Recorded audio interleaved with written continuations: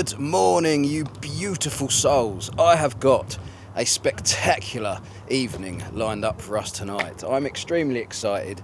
First of all though, I just wanted to explain, this video was supposed to go up previously, but when I arrived at the barn, Aid decided to import an entire pub. Talk of the devil, there is the man himself. So it was Aid's daughter's birthday the other day. It was indeed. So this pub became an action-packed evening for all of us. It was so good, in fact, that I was served my beer in a vase. But anyway, that explains the slight delay on the video. The party was a little wild, took a day to recover, but we're back to life now. But that brings me to my new delivery. Now, I just cannot wait to get this thing unwrapped. And here she is in all her glory. What the hell is that?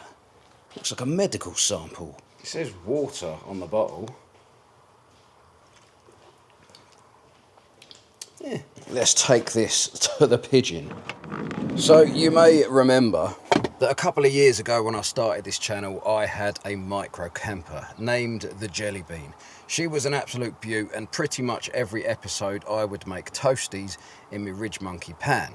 Well, now I have an induction hob, and Ridge Monkeys do not work on induction, so I've not been able to make toasties for a very long time. Now, strangely, the advert for this said it does not work on induction, but I think they're lying, because it says it has, it's a bit small, it says it has a stainless steel coating, which means that should work on my induction hob. So if we whack the inverter on, power up the hob. Now if this makes that sort of weird ringing sound that it does when it's working, we know that we are in luck. Are you ready?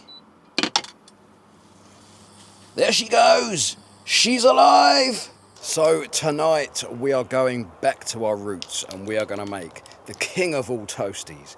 But that is later on. In fact, the reason why I got that thing is because in the Mini, aka the Tic Tac, I am planning on having an induction hob. Talking of the Mini, in fact, actually, let's pull her outside so that I can show you properly in the daylight. We don't have a towing eye, but Aid is rigging up a spectacular device so that we can pull the Tic Tac out of the barn.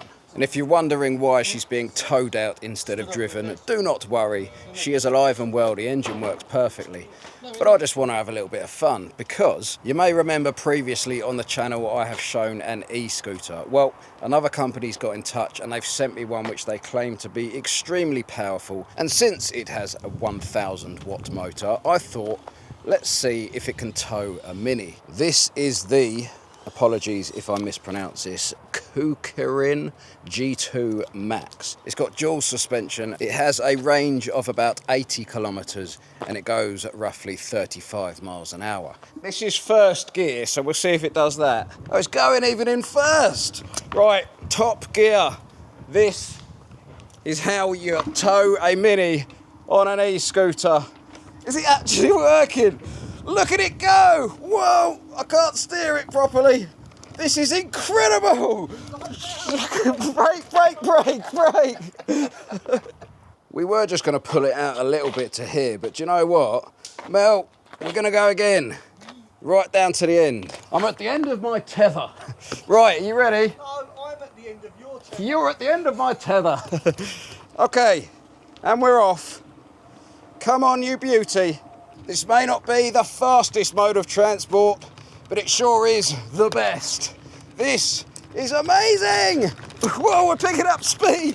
Brake! Be honestly, that thing is actually amazing, so I'll stick a link down in the description if you want to go and check it out. So as for what has been going on with the Mini, we have a trifold mattress now in place. So as you can see, it has been cut fully to shape and it does all fold back, so I can get that out of the way. And then once this is out of the way, like so, I can now remove this bed panel. I mean, for now, I'll just whack it over to the side, but that reveals the toilet. And yes, I can sit in there as I've already demonstrated in a previous video. The power station is underneath the passenger footwell, and the next job for that is I've got to send a cable from the battery through the firewall, I believe that's what it's called, underneath there basically, and then that cable will come out into my Delta 2, and then when I'm driving along, that's going to put 800 watt of power into that battery, and that is how I'm going to be able to run my induction hob. As for the back, we now have the 9-litre fridge in place. I've got to get that secured down somehow. But we also have a food preparation surface on one side, and on the other side, this is where we can stick a little cooker if we want to cook outside. And then when this one's folded in, I can sit on this little bit of the boot and have my morning coffee on this. There's also plenty of storage space underneath there as well. And if you take a look behind the passenger seat, that is the little bit which I'm going to perch on to do my cooking when I'm inside the car. I'll put a heatproof mat down on the bed and just cook over there, and I can also access the fridge and additional storage all the way underneath the bed. So that is all the updates for the Mini. The next video that I release will be a full build video for that, and then the following two will be the first and the second camp in the Mini. I think I'm going to go to North Wales for the first little trip. But for now, I'm going to crack on, do a few little jobs like running that wire from the front to the Delta 2. And then I'll catch up with you guys later on, where we will go and pick up some ingredients and go and test the hell out of this toasty machine.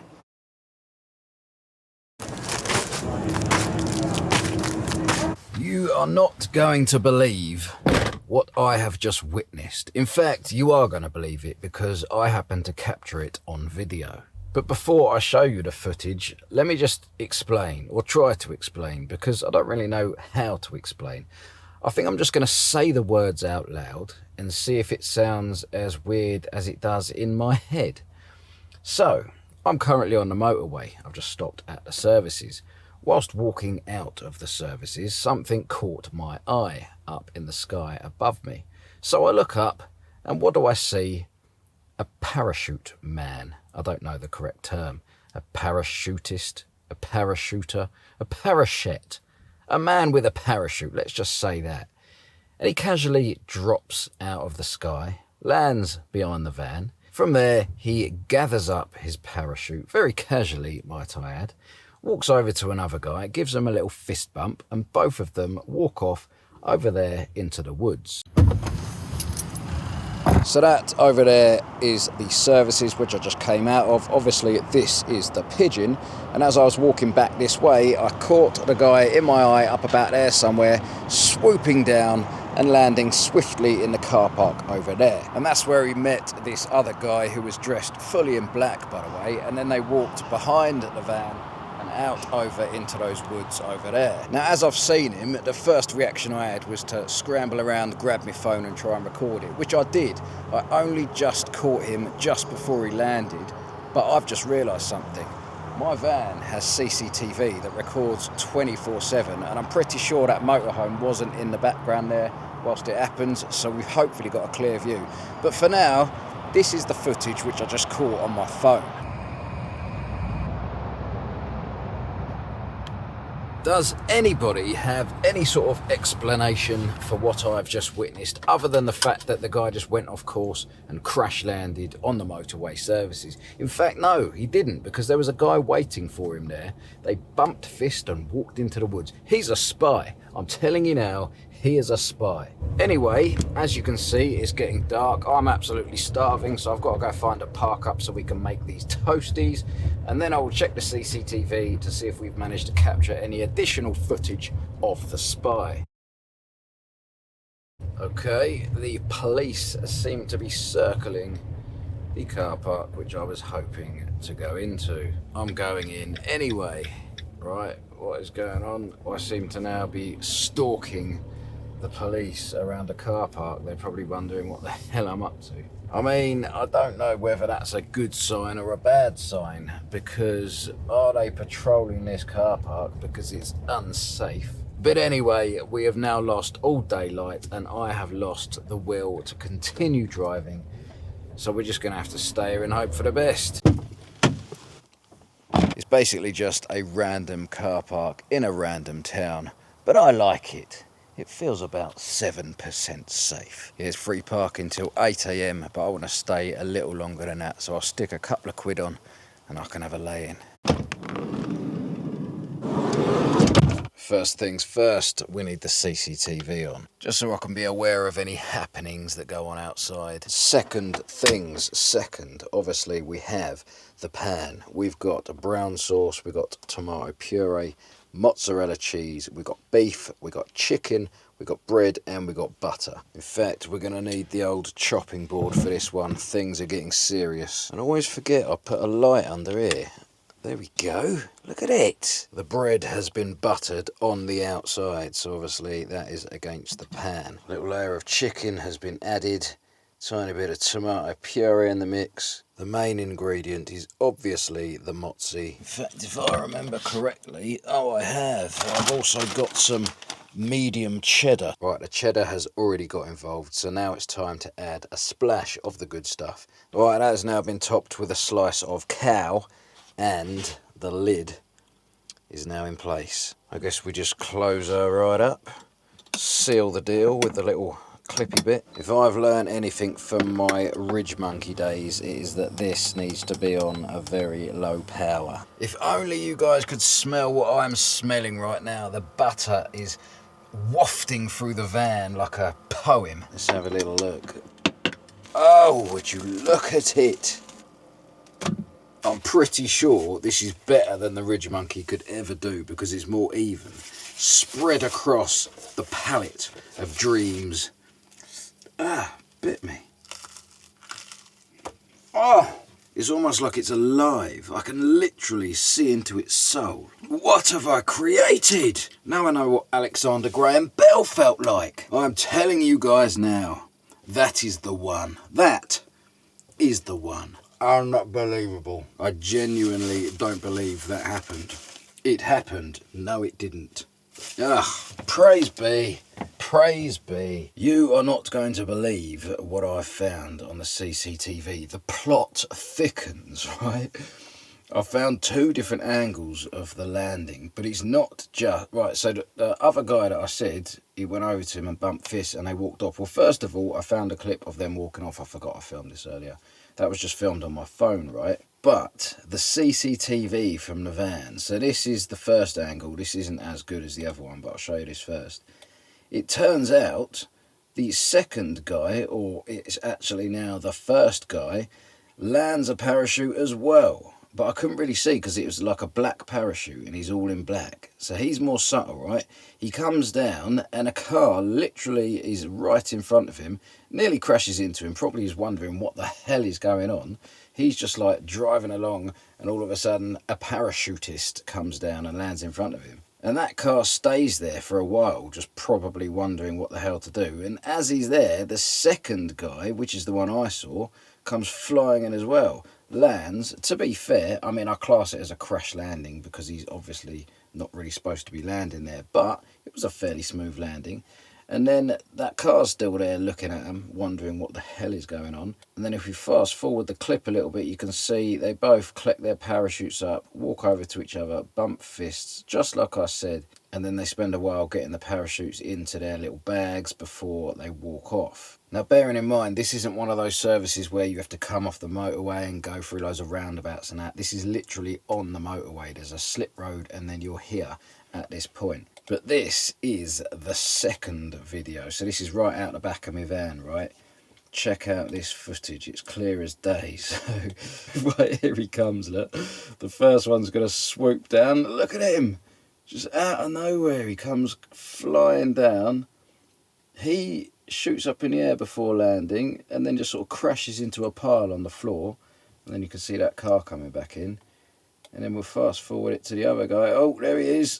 Look at him go. He just sails down like it's normal. What the hell? The other weird thing is, I mean, I know obviously the plane's probably gone long into the distance by then, but I couldn't hear or see anything in the sky whatsoever. So there we have it.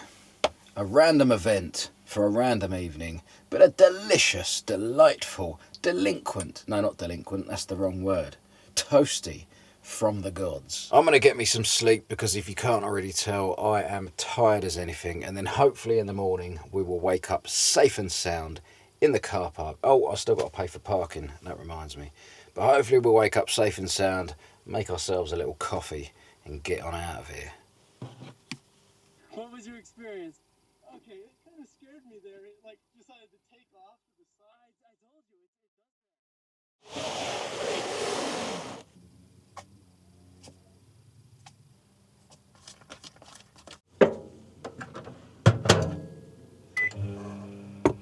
Good morning. As far as I'm aware, I had a nice quiet night's sleep. Well, I'm obviously aware of that, but as far as I'm aware, nothing major happened in the car park. I don't think the police came back. It was a good night. I got me mocha. I thought I'd take a little wander through this gap in the woods and see what this place actually is. It turns out it's actually a really nice place here. I think someone up there said it's something to do with the Abbey, like the Abbey grounds or gardens or whatever. But I think I've got about half an hour left on the parking ticket. So I'm going to take full advantage of that, finish my magical morning mocha in the sun. I'm sat right here in front of a little lake, a few ducks knocking about, might even see a pigeon. If I see a pigeon, it will make my day. But yeah, all in all, a big success, I believe. That toasty pan is so good. It's so much better doing it on induction because it's just even cooking all across. So I'm looking forward to trying that out in the Mini. In fact, the induction cooker is turning up for the Mini later on today. But you will see that in the next video. In fact, the next 3 videos, because like I said, we're doing the build video, then 2 camps in the Mini. I think I'm going to park on a beach. So that should be interesting. And then from there, I'm headed to Italy. So make sure you guys stay tuned for all of that madness that we have to come. I hope you enjoyed this episode as much as I enjoyed making it, and I'll catch you guys next week.